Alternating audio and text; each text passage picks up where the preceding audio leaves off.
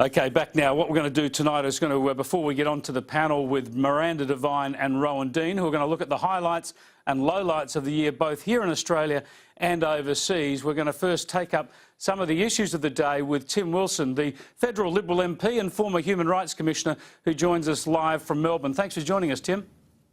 Thanks very much, Chris. Great to be with you. Now, Tim, you're not one of those pushing for a republic. Let me just start off on that point that I opened the program on. Your Prime Minister, Malcolm Turnbull, talking about patriotism being the key here. Surely no constitutional monarchist is going to suggest that their patriotism is any less than a Republican's. Well, he's our Prime Minister, and I'm not a monarchist, I am a constitutionalist. I have no issue with the operation of the Constitution as it works, but I am not against change if there was something sensible proposed. I don't believe a direct election model, which has been discussed in the past few years, would be a sensible way forward, though, so I'd be opposed to that. But I don't think the Prime Minister in any way was suggesting one side of this argument is more patriotic than the other. He's appealing to our sense of duty and patriotism about our love for our country in making his case, as exactly the same case is made by those who argue for the monarchy, and that's entirely appropriate as well, because we can both love, or different groups can love our country but have different visions for it. Well, exactly, that's the point. So it's not even worth mentioning patriotism, because no side can lay claim to that. I mean, I just think it's provocative for him to open up in those emotive, patriotic messages. Well, I don't agree with that. I mean, both sides of the argument make that case. They appeal to people's sense of national identity and duty. They also appeal to each other's sense of patriotism. I don't think it was emotive or designed to inflame the sort of response that you're giving. In the end, you'll always hear patriotic arguments about Australians and us being able to live out our destiny regardless of the case for or against. So we're going to respectfully disagree. Well, I think the thing that most Australians will be relieved to hear, most Australians except for Bill Shorten, I think, is that Malcolm Turnbull was saying there's no rush. He's not going to try and fire up this Republican debate now. There are more important things to focus on, and I think most voters and most politicians would agree with that. And, of course, front and centre is the economy. Malcolm Turnbull came to the leadership, came to the Prime Ministership, talking about the need to improve the economic narrative. He's got some runs on the board over the past couple of months, getting $21 billion worth of savings through the Parliament before it rose this month. But MYEFO is tomorrow going to demonstrate to the country, this mid-year economic and fiscal outlook statement is going to demonstrate just how difficult the task is. And Tim Wilson, it seems like the job is getting more difficult, if anything.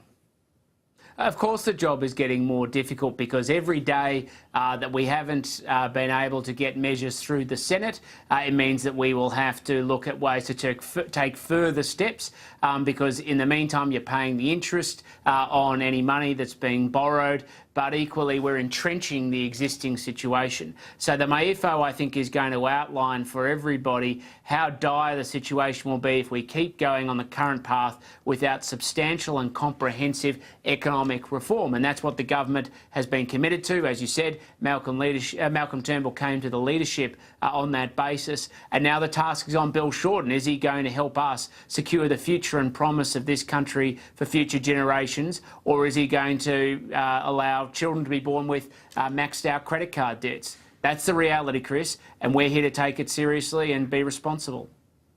It seems almost inevitable that we'll see a credit rating downgrade for Australia sometime pretty soon, and I would expect that Labor will say that's a lack that shows a lack of confidence in the government's approach here. How are you going to weather that storm, that rhetorical storm, if you like, although which does have financial implications, of course? It will increase the cost of money for Australia.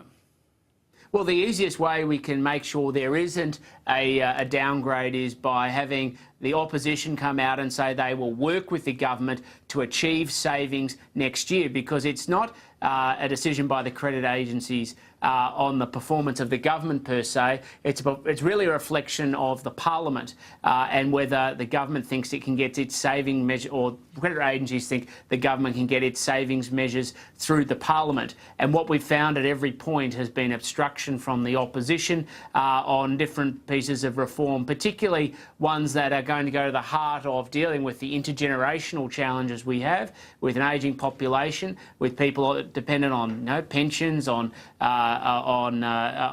aged care and support services and health services. And you just need to look in the past couple of days. You have the ACTU, the organisational arm of the Labor Party, going out and trying to scare pensioners against the government, saying that their pensions are going to be cut when they weren't actually going to be cut, or where there's been reform that Labor backed, that should be the basis of a scare campaign.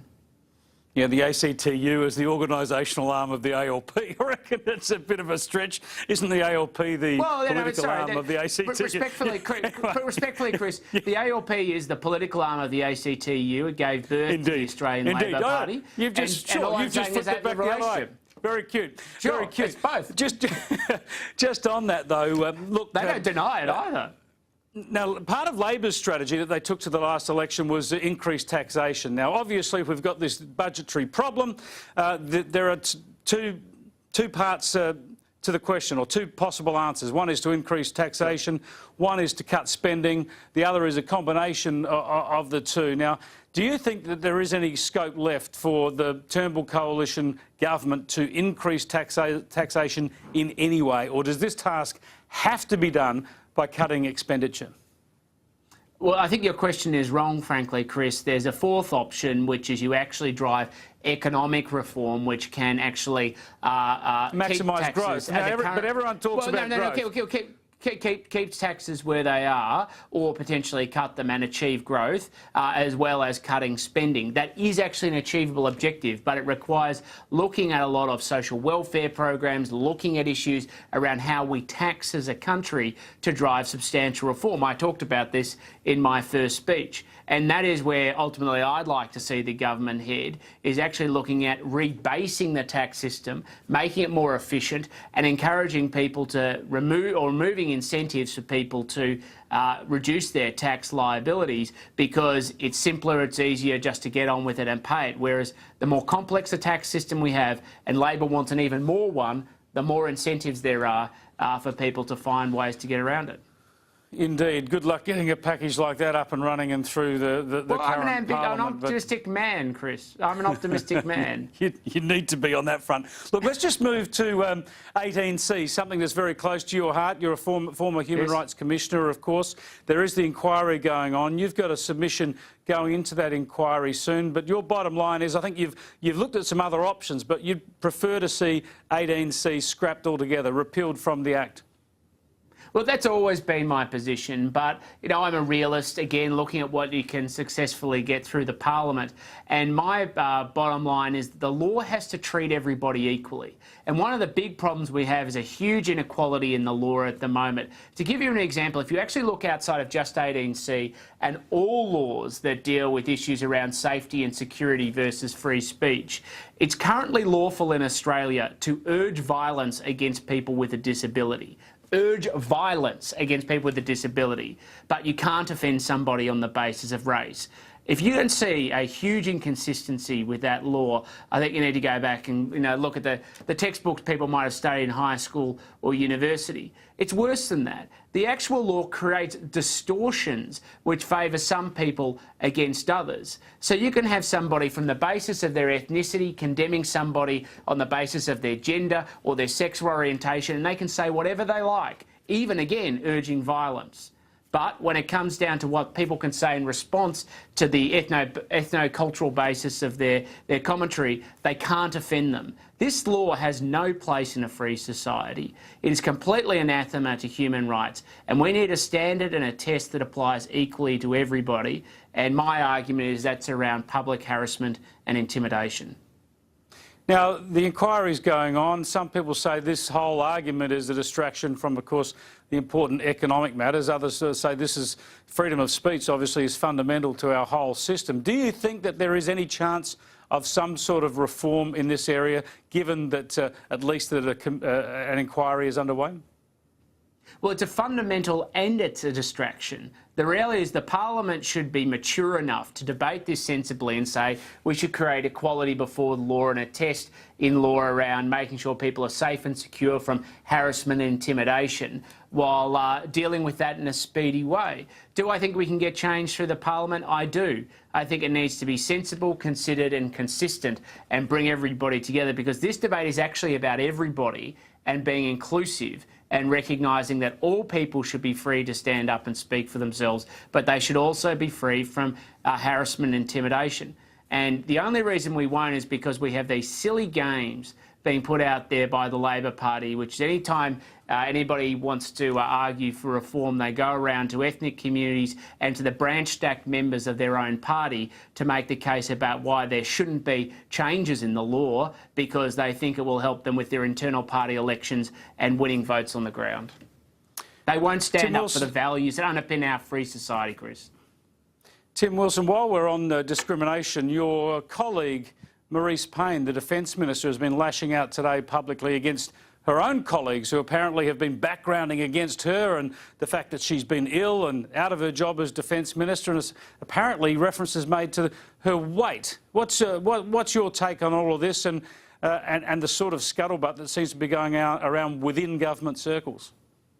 There'll always be scuttlebutt from a few people who are ambitious, but those are the people who can't get up there and stand on their own 2 feet. The only way they can ever do these things is by trying to tear somebody else down. And in this situation, I mean, as far as I can tell, Marise is doing a fantastic job as Defence Minister. She's had an illness, people get sick. I understand she's on the mend. She's been attending cabinet meetings virtually and doing the job. I think people need to take a chill pill, get on with focusing on their electorates, having a break over summer as well, because I can't see there being any ministerial reshuffle anytime soon. Wouldn't it be better for the nation, especially given the national security challenges we face, if there was one authoritative Defence Minister? Part of the problem here is Marise Payne, as Defence Minister, is obviously seen as a weaker figure in the government because she has Christopher Pyne as an Assistant Defence Minister of equal stature, effectively. Well, I don't know about you, Chris, but if you've ever tried to cross Marise Payne, I don't think you would say that she is a weak figure. I think you'd say she's the exact opposite. You know, as far as I can tell, Marise and Christopher work very successfully together and very cooperatively. They've been old friends, and Christopher's been out there highlighting this in the past few days. So I can see where people might use that as an opportunity for criticism, but I don't see any evidence that it's actually stacking up. Christopher is, I understand, technically the senior minister, but if you have people working cooperatively together and you have a clear chain of command, then this is just a silly storm in a teacup. It's my point, though. That is my point. You know, your Defence Minister should be the senior minister, unquestionably, when it comes to our defence forces, yet there's this ambiguity introduced into the system. But anyway, you've already answered that, so I won't get you to answer that again. Tim Wilson, I appreciate you joining us on this, the final viewpoint for the year. I've appreciated your support throughout the year. Hope you have a good Christmas. Happy New Year. Merry Christmas to you and your viewers, and a Happy New Year as well. That's Tim Wilson, Liberal MP from Victoria. As I said, the former Human Rights Commissioner has had a pretty eventful year himself, a pretty high impact for a first-term MP, Tim Wilson. We're going to take a break.